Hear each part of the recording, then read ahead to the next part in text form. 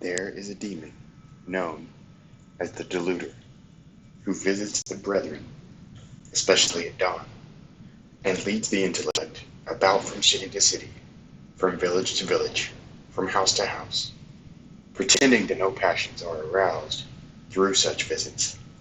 But then the intellect goes on to meet and talk with old acquaintances at greater length, and so allows its own state to be corrupted by those it encounters.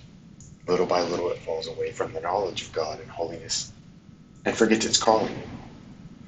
Therefore the solitary must watch this demon, noting where he comes from and where he ends up, for this demon does not make this long circuit without purpose and at random, but because he wishes to corrupt the state of the solitary, and that his intellect, overexcited by all this wandering, and intoxicated by its many meetings, may immediately fall prey to the demons of unchastity, anger, or dejection, the demons that above all others destroy its inherent brightness.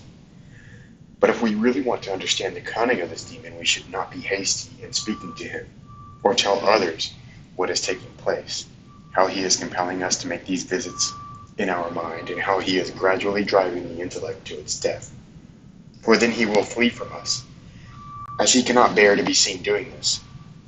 And so we shall not grasp any of the things we are anxious to learn, but instead we should allow him one more day, or even two, to play out his role so that we can learn about his deceitfulness in detail. Then, mentally rebuking him, we put him to flight.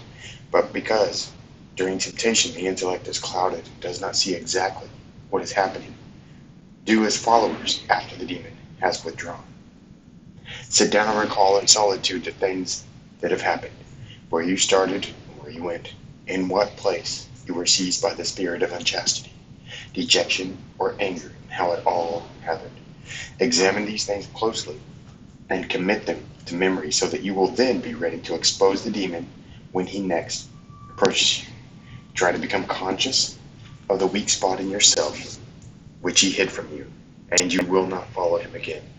If you wish to enrage him, expose him at once when he reappears, and tell him just where you went first and where next, and so on, for he becomes very angry and cannot bear the disgrace.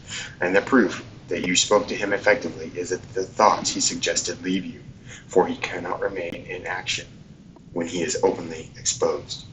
The defeat of this demon is followed by heavy sleepiness and deadness, together with a feeling of great coldness in the eyelids, countless yawnings, and heaviness in the shoulders. But if you pray intensely, all this is dispersed by the Holy Spirit.